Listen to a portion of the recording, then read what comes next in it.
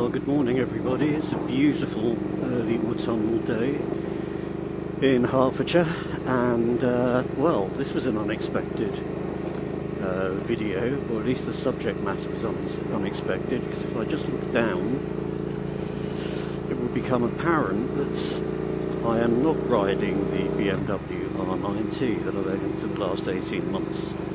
I'm riding a new bike, a Triumph Thruxton R. It's absolutely beautiful, 1200cc, high power, parallel twin engine, part of the Bonneville range of course, but this is really, in terms of components and quality, this is the cream of the heritage crop. I think most people would agree with that. So just by way of a bit of background then, I've been mithering a little bit lately regarding the Speed Twin, which came out a while back, and over the last couple of months I've just been looking at options that might have allowed me to make the change from the R9T to the Speed Twin. Excuse me. But it just wasn't cost effective for what would have been really just a whim really, in terms of wanting a change.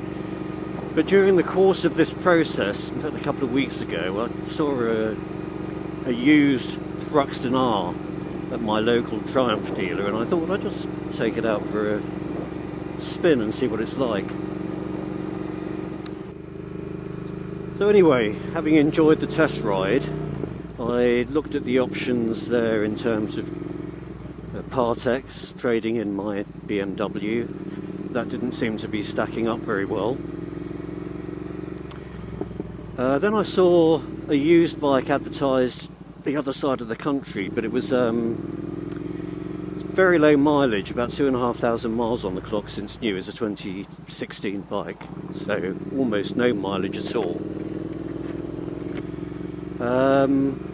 And some really tasteful extras, which I will put up on the screen, by the way, when I do all being well, do a walk around in a minute. This isn't a review, it's more of a kind of incoming bike vlog, but I will do a walk around as well. So anyway, I ended up selling my BMW privately and buying this one. And in fact I bought it unseen in the end, because for various reasons it wasn't really practical to consider riding it home from Shrewsbury all the way to the wilds of Hertfordshire. But I have to say, just put a set of new tyres on it yesterday, which is the only thing that needed doing immediately. That the bike is just gorgeous. It's almost, well, it looks new.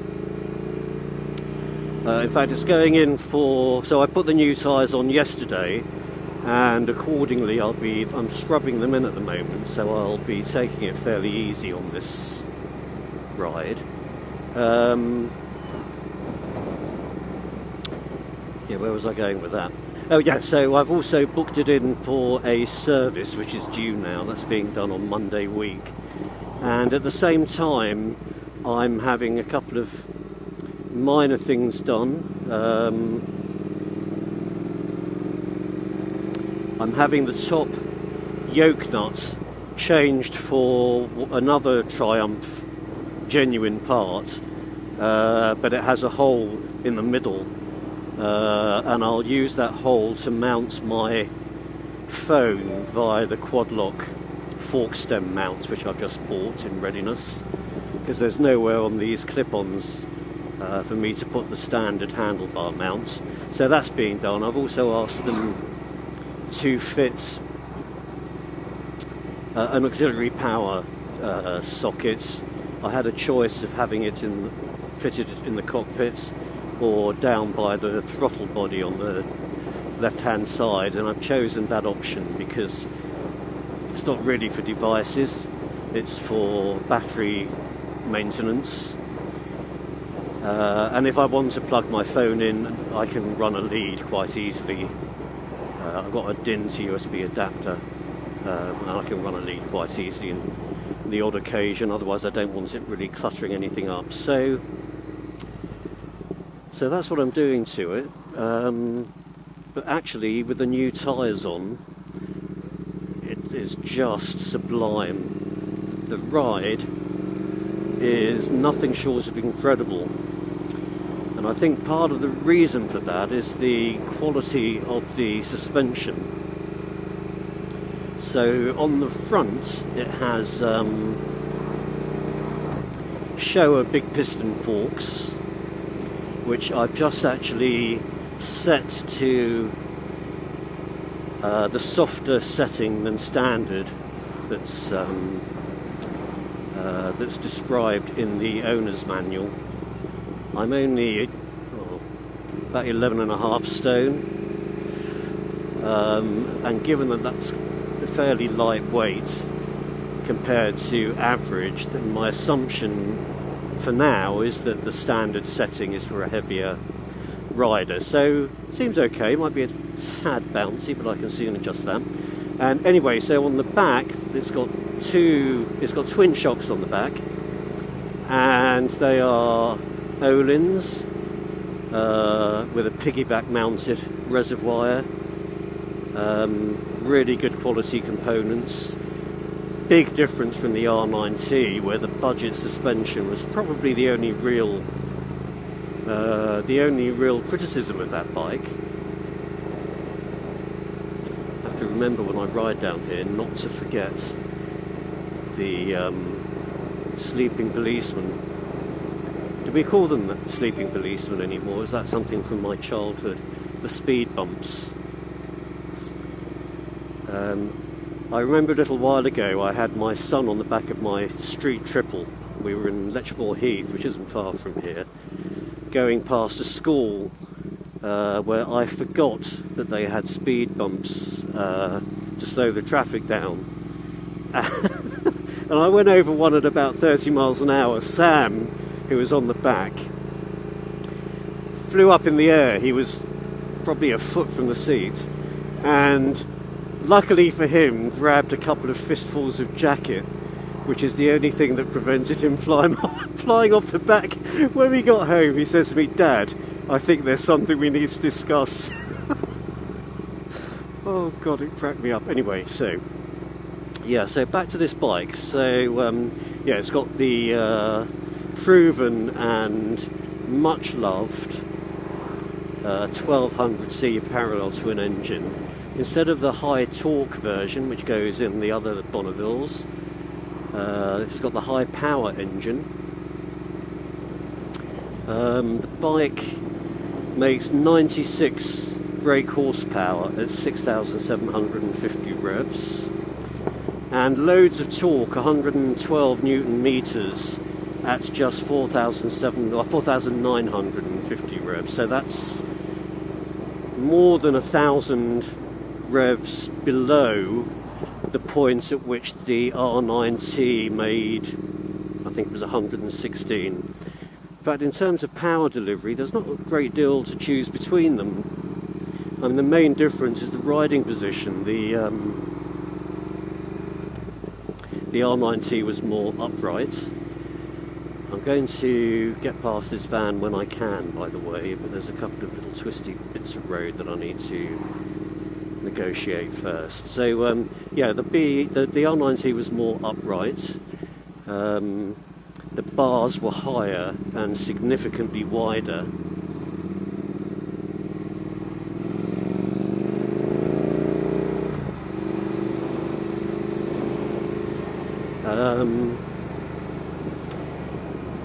I would say the seat on this bike, I've done an hour non-stop riding so far on it. That's the longest journey I've made, and I had no cheek fatigue whatsoever, whereas on the R9T I'd have been aching across the old buttocks by then.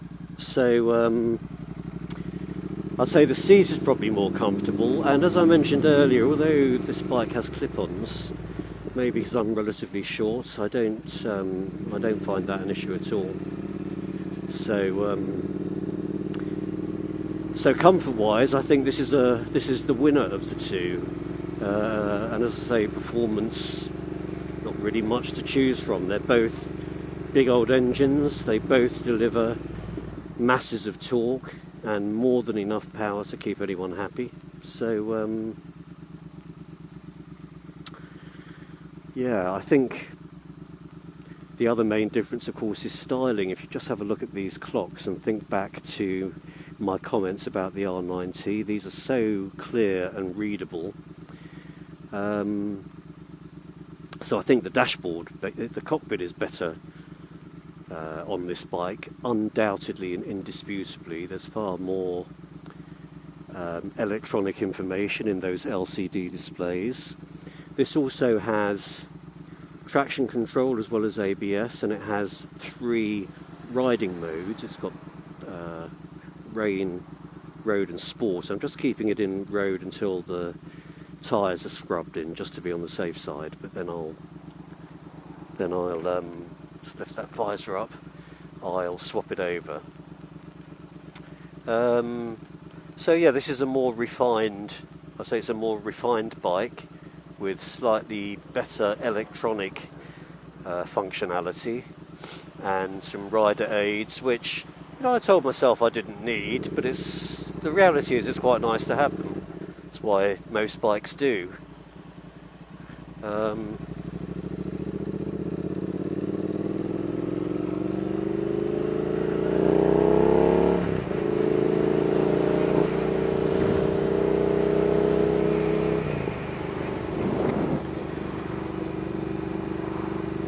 So I suppose if you were to ask me, do I have any seller's or buyer's remorse?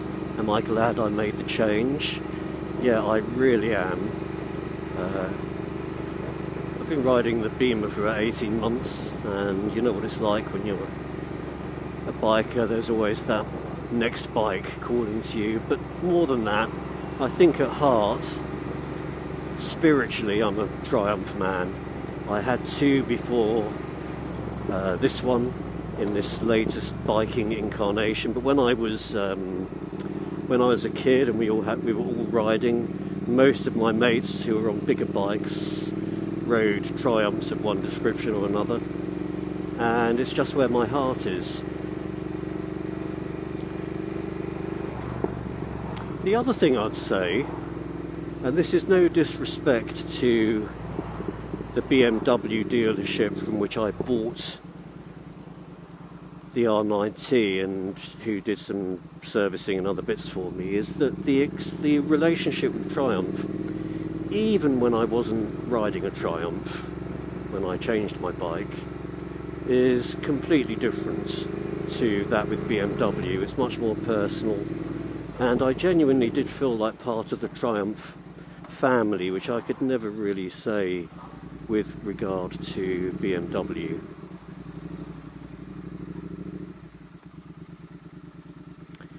So I'm glad to be back in the Triumph fold for sure.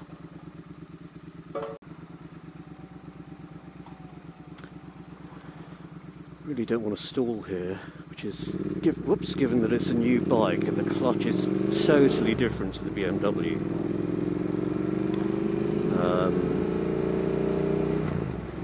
Always a possibility, at least for a little while, until I'm properly used to it. I'm just coming into St Albans now, and once we get to the other side, I should have a nice run out through Harpenden and then on to the Luton Hoo Hotel, which I went to on my last review vlog, but it's a good place to stop and have a little walk around of the bike.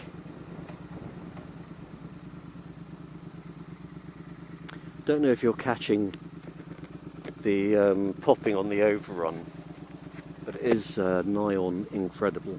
I've genuinely never heard a bike like it. It's had I'll talk about the mods later, but it's had a DCAT X pipe fitted, and also some aftermarket slip-on silencers. Sounds the business, but that overrun is just Unbelievable. Handles so nicely with these tyres as well.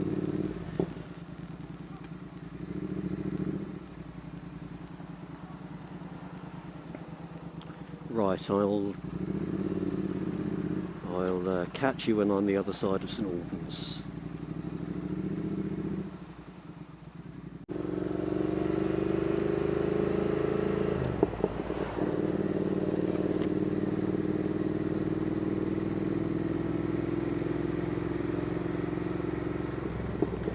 Okay, so we're out the other side of St Albans. It's always a bit hairy with traffic there, so not really much worth filming. The bike was getting a lot of admiring glances and a couple of comments from stationary car drivers, because really, I mean, apart from the fact that it sounds unbelievable, who doesn't love a classic Triumph?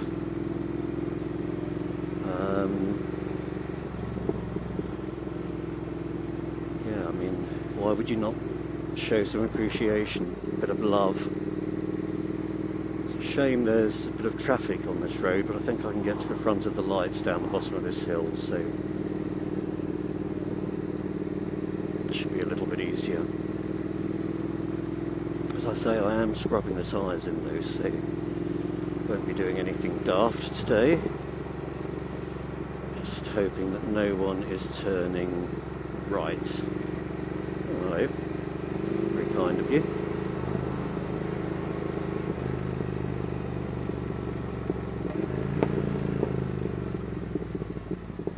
Oh, the popping. Unbelievable.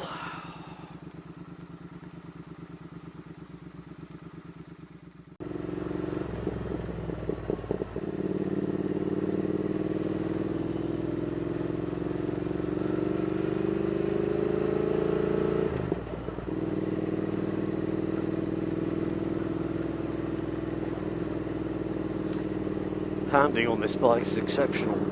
Shut that. Yeah, the handling on the bike is exceptional.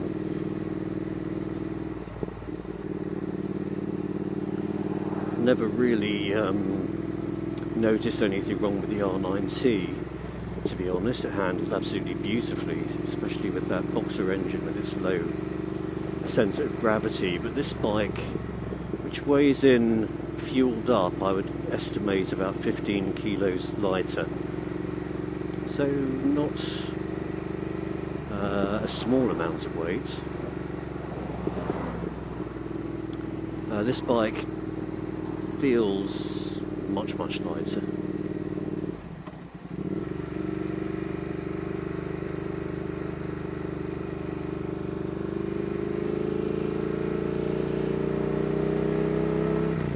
And the handling, especially with these brand new tyres on the bike, the handling is just incredible.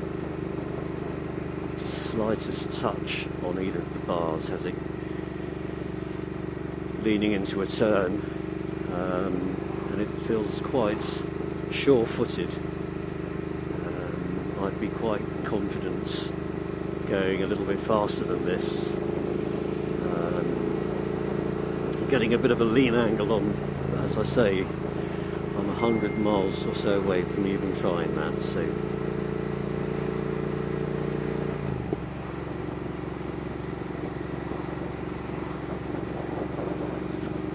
now, as I said earlier that I adjusted the front suspension.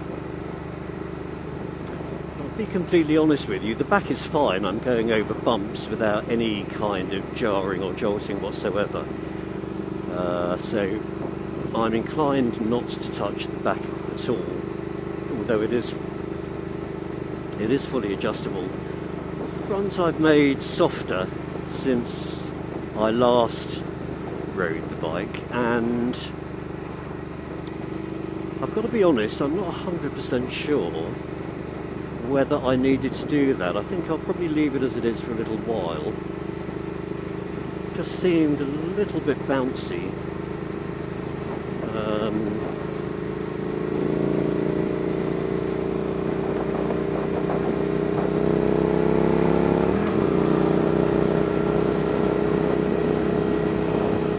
that wasn't very difficult. Just seemed a little bit bouncy. So we'll see. I'll give it a few hundred miles and then see what I think. I've got a ride out planned with a friend of mine on Saturday, and I think we'll be going a fair distance, doing 100 or so miles. So that'll give me a good indication of whether I like this fork setting or not. And it will also mean that by the time we finish that ride, then the tyres will be nicely scrubbed in and I can stop worrying quite so much. Oh no.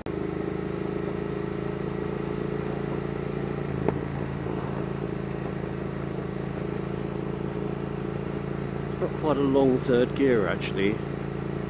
This is the, just coming up on the right is the cricket club I mentioned earlier. So, yeah, a couple of nice Sunday afternoons watching the cricket here over the last 2 weekends. And it's a nice ride here on a Sunday because there's no cars, relatively speaking.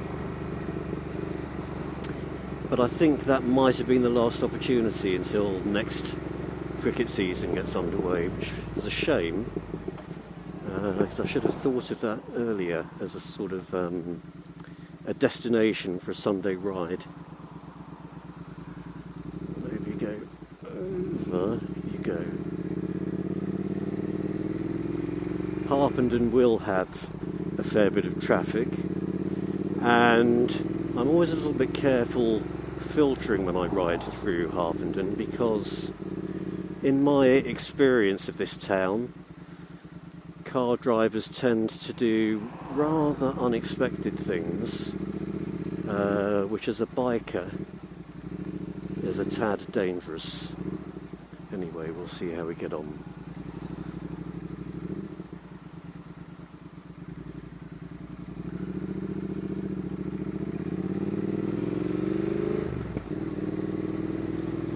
Well, it seems reasonably clear today actually. So this is the road that will take us to the Luton Hoo Hotel.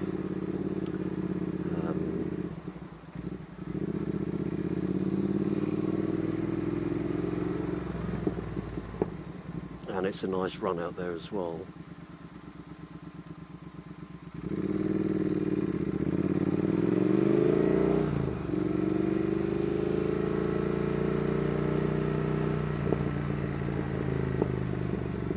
See what is this car actually doing?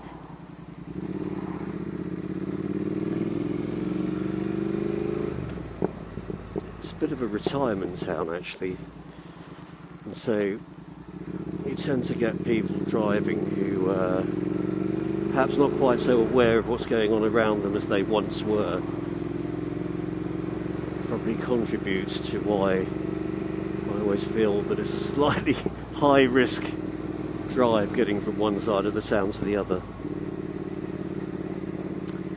Now again, this is on a Sunday. This is a lovely road that's usually relatively free of traffic, but today is not a Sunday, it's a Thursday.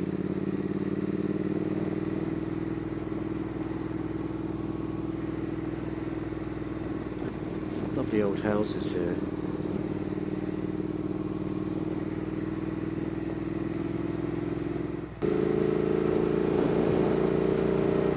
Okay, back on a little bit of open road. We're not far from where I'm going to turn off and stop actually. A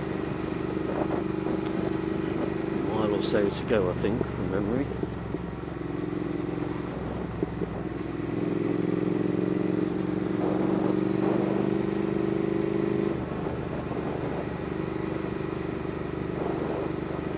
Nice, thank you very much.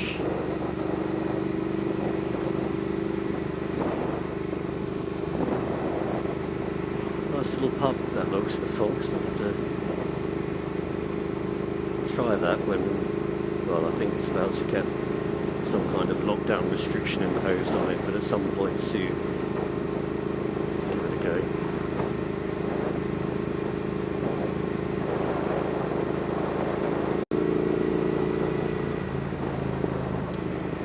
Very hard not to ride this bike a little too quickly. It's straining at the leash. So much power, or so much available power, I should say. Even quite low in the rev band.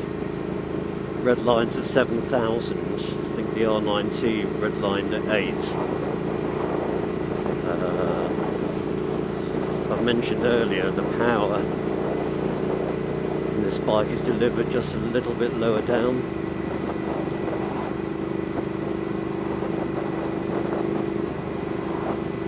Nice out here. Luton Hoo is actually a beautiful hotel, 5-star hotel, with golf course and quite extensive grounds. It'd be nice to stay there one day, other than the fact that my other half worked for many years in the hotel sector, and Luton Hoo, she worked at the Grove Hotel just outside Watford, and Luton Hoo was probably their biggest local competitor. So I think it's unlikely that we'll end up staying there anytime soon.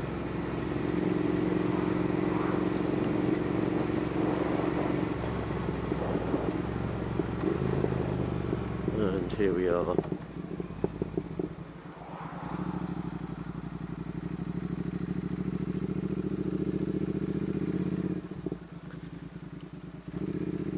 There's some annoying speed bumps leading all the way to where I'm going to park up. So you have to be a little bit careful. How beautiful is this though? Gorgeous place.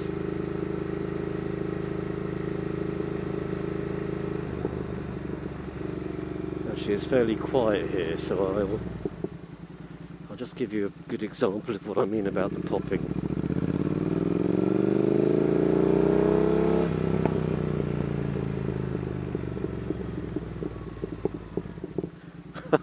That's just beautiful. Oh, I love it so much. When I get off the bike in a minute, I'm going to just... It's not going to be a technical walk around, if I can call it that, which is what I would do on a review. And that's because after I've got about 500 miles on this bike, I'm going to review it properly and do a more detailed walk around with probably my phone camera, so I can get properly up close. Today I'll keep the Senna camera that's on my helmet filming, and it will be just a quick walk literally around the bike, and then we'll call it a day in terms of today's film. So hopefully that will be sufficient to give just a taste of how beautiful this bike is, because in terms of the styling and the design, God, it's gorgeous. Well, if you like heritage style bikes, and particularly if you like Triumph. Others might think it's not so gorgeous, but I don't care, as long as I like it, right? So that's the hotel, by the way, over there, and we are going to turn in here and just park up almost straight away.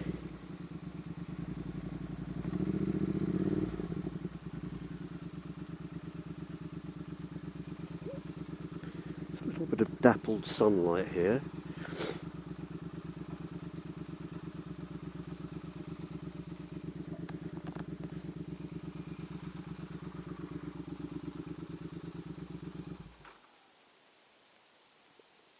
So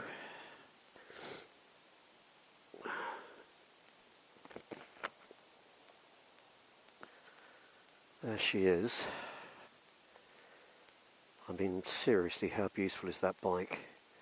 I love those. So we just quickly, I'll probably put a list up when I edit this video, but just to quickly run through the mods. It's got a Cat Delete X pipe, so there's no catalytic converter on the bike now. The pipe's just straight through, and it's got some aftermarket end cans made by Ironhead, rather beautiful. You can see probably the, oops, sorry about that.